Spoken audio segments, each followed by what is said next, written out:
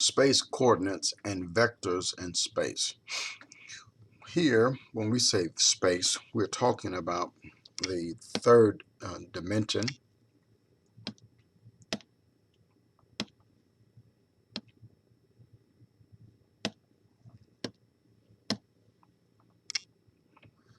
So the three-dimensional coordinate system dealing with X, Y, and Z, we refer to that as being space.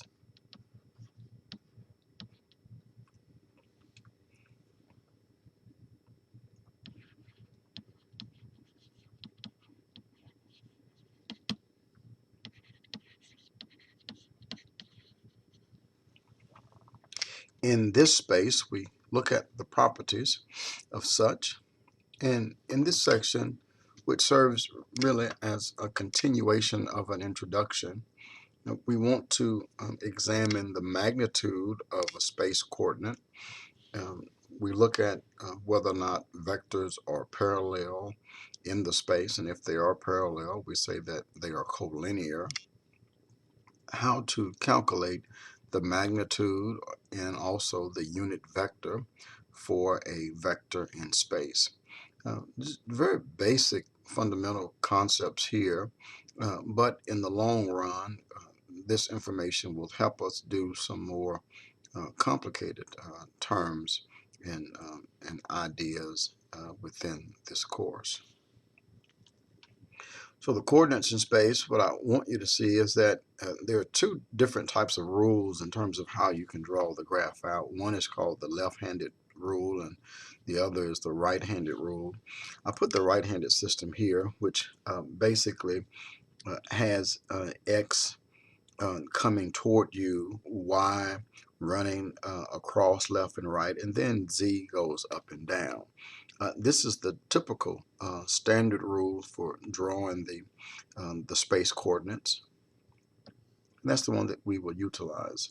The distance formula, the distance between 2 points P and Q, is found as an extension of the distance formula for the 2 space. So that should be very straightforward. From the distance formula, you're able to build the equation for a sphere. And if you think about it, if you take the square root of this equation for the sphere, then you end up back with the distance formula.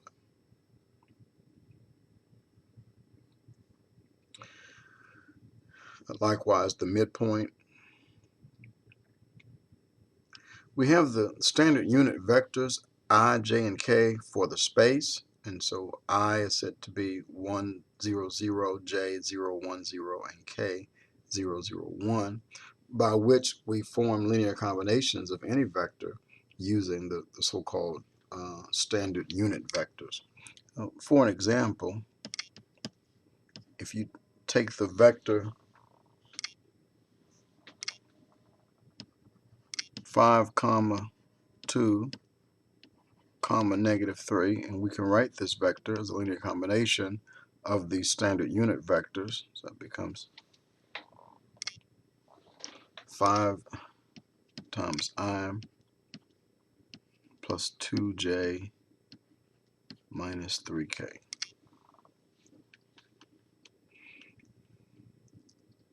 So these vectors in space, you take the point P and Q, we form the line segment PQ.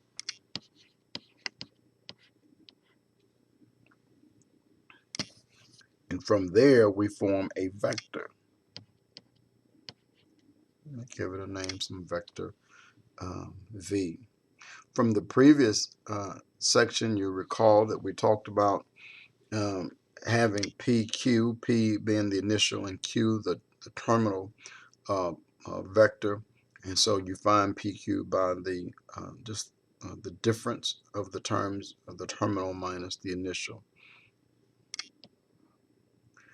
Some very important properties for vectors in space. Here, the component form of the vector v sub 1, v sub 2, v sub 3, where v sub 1 is from PQ, the line segment. V sub 1 is Q sub 1 minus P sub 1. V sub 2 is Q sub 2 minus P sub 2. And V sub 3 is Q sub 3 minus P sub 3. The magnitude of this vector V, standard as before, but now in the space and just not in the plane. So it's the square root of V sub 1 squared plus V sub 2 squared plus V sub 3 squared. The unit vector, the same, V divided by the norm of V gives us the unit vector for V. The unit vector is just any vector with norm of magnitude 1. I think there was a problem in the previous section that I'm remembering that said to verify that it had norm of length 1, and I think I didn't do that as I recall now. Well, sorry about that. Parallel vectors, variables, vectors are said to be parallel if they are scalar multiples of each other. So two vectors u and v are said to be parallel if there exists a scalar c such that you can write u as c times v, and then vice versa. V can be written as some scalar c or k times u. Parallel vectors are said to be collinear. And so you'll see that word collinear. What are they saying? They're just saying that the vectors are parallel. Well, let's look at some problems. First, let's plot this point. I guess it would be better to use the straight lines to help us. So here, one axis there, one axis here, and then one axis there.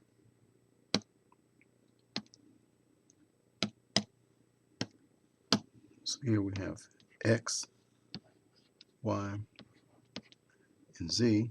So on the x-axis, we use the right-handed rule. Yeah, that's why x is here, y is there, then z.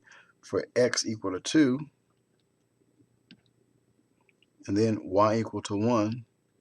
So from there, we're going to find that. Let's go ahead and label 3.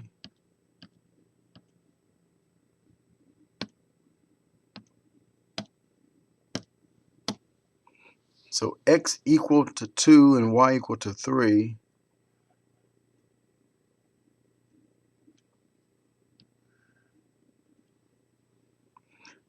And then here for the z equal to 3,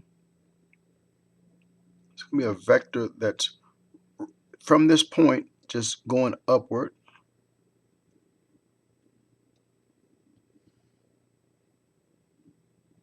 If I draw it right, which I did not, this guy has to be right above there. Okay, no problem.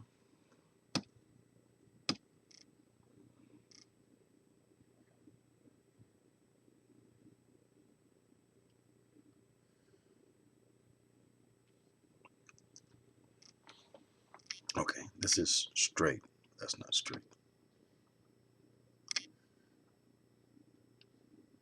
That's good. You get the idea. Now the point here, this point is there. And typically what we use here to draw it, you can erase all that, and then it's the line segment from the origin right to that particular point, right? But it forms a parallelogram and a parallelopipe, if you will, some cube from that.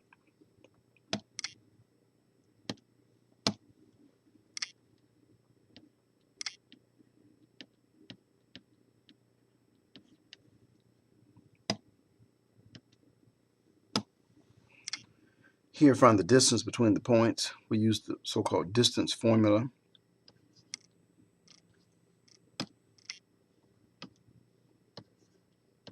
So the distance here is the square root. It's the terminal minus the initial. So this is 6 minus 1 to be squared plus -2 minus a -2 is plus 2 to be squared plus here -2 minus 4. to be squared. So we get the square root of, this is 5 squared, or 25, plus 0, and then this is plus negative 6 squared, 36. So the distance is the square root of 61.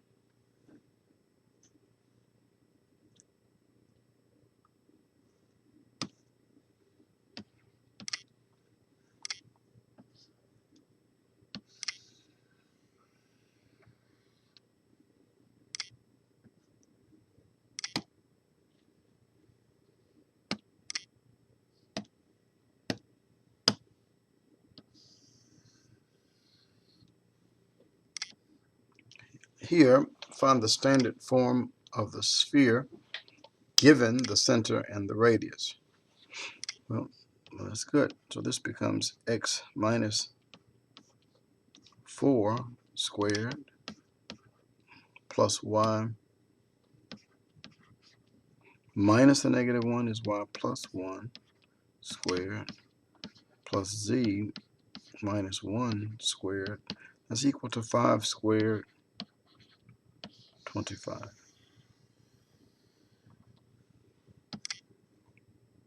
Complete the square to write the standard form for the equation of the sphere. Identify the radius and the center.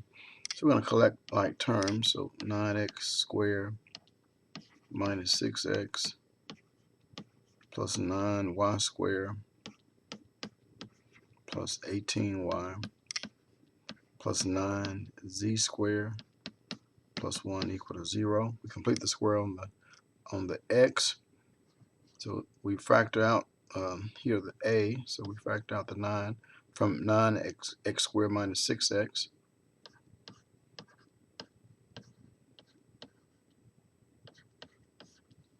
Plus we factor out the 9 from 9y squared plus 18y, 9y squared.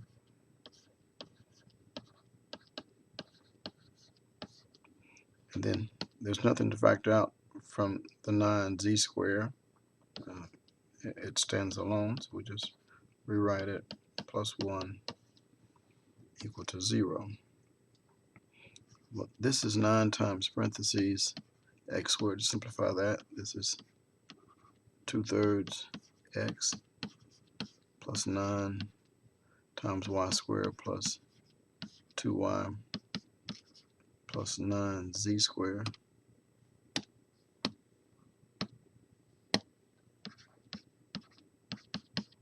plus 1 equal to 0. Now we complete the square on the x. So this is 9 times parentheses x squared minus 2 over 3x. Take half of the coefficient of x. Well, half of the negative 2/3 is negative 1/3. And then we take that and we square it. We get 1/9. So we add 1/9 and subtract 1/9 within the parentheses.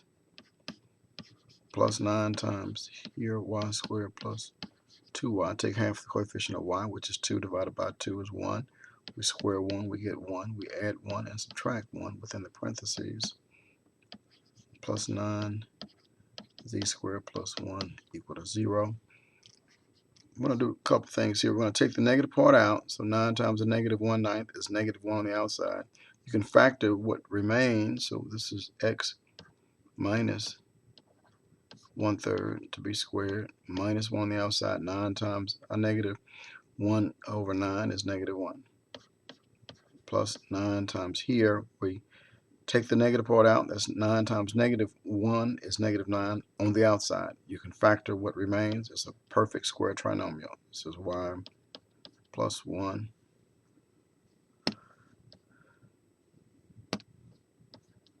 to be squared, and that minus 9 comes on the outside. Plus 9 z squared plus 1 equal to 0.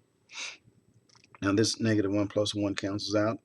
We have plus 9 on the other side. So we have 9 times x minus 1/3 square plus 9 times y plus 1 to be squared plus 9 z squared is equal to 9. Dividing through by the 9 leaves you with the equation of a sphere. X minus 1/3 to be squared plus y plus 1 to be squared plus z squared is equal to 1.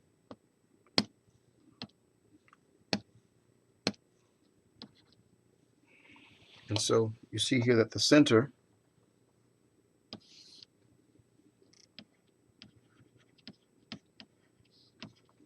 is 1/3 negative 1, 0.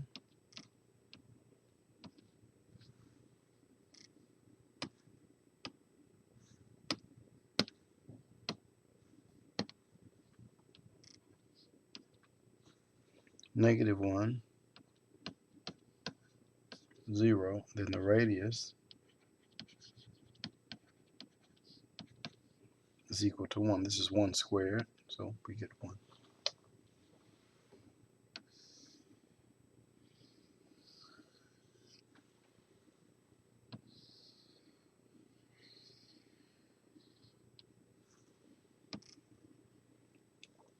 Use the vectors to determine whether the points are collinear.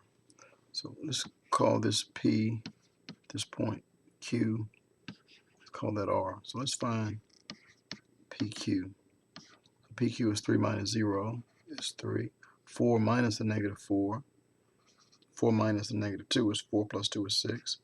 Then 4 plus 5 is 9. Now, what about QR?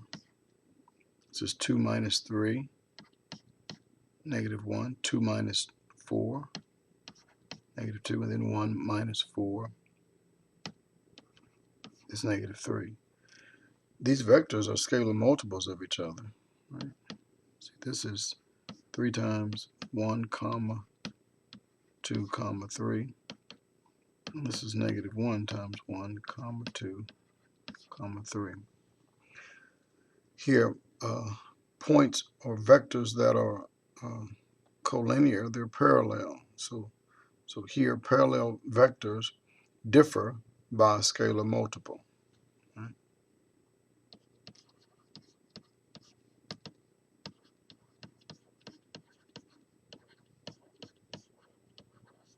Vectors that are parallel differ by a scalar multiple. So here, these vectors are indeed collinear.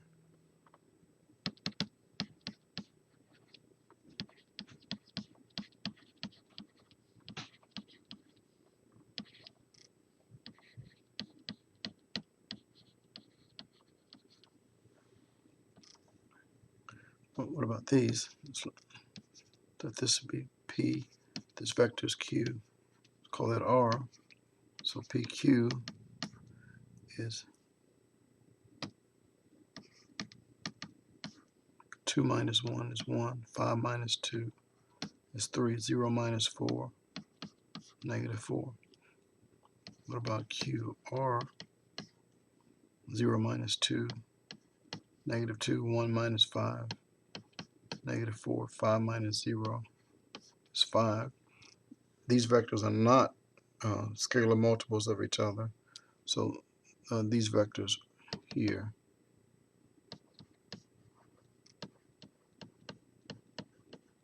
the vectors are not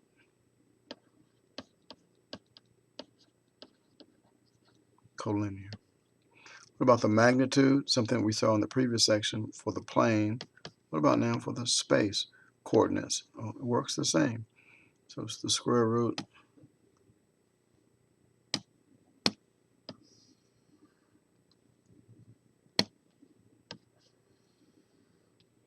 this is negative 2 to be squared plus 4 squared plus 9 squared. So it's the square root of 4 plus 16 plus 81. So this is the square root of 20 plus 81, or 101.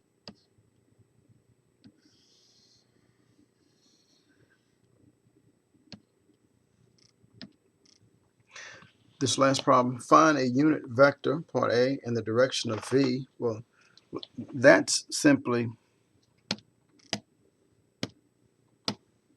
part A is satisfied by finding V divided by the norm of V. And then part B, find a vector in the direction opposite of V. And so here you'll find negative V divided by the norm of V.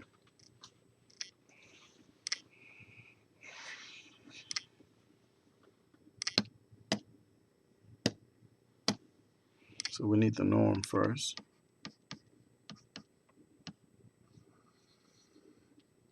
So this is 4 squared plus negative 5 squared plus 3 squared.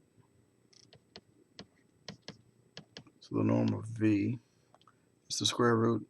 This is 16 plus 25 plus 9.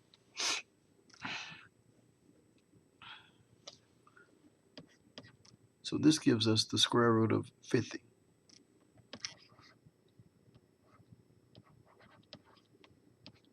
And that gives us 5 times the square root of 2. So part A is V divided by the norm of V. So this is 4 over 5 times the square root of 2, comma, negative 5 over 5 times the square root of 2, comma, 3 over 5 times the square root of 2. And by all means, you can simplify that. So this gives us 4 times the square root of 2, rationalize our denominator. 4 times the square root of 2 divided by 5 times 2. So this is 2 times the square root of 2 all over 5.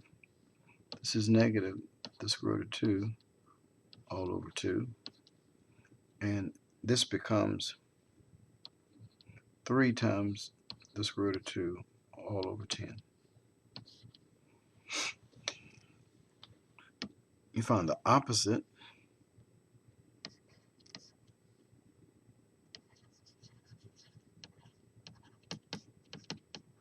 So the opposite is just the negative V all over the norm of V. So this is negative 2 times the square root of 2 all over 5. This is the square root of 2 over 2. And this is negative 3 times the square root of 2 all over 10.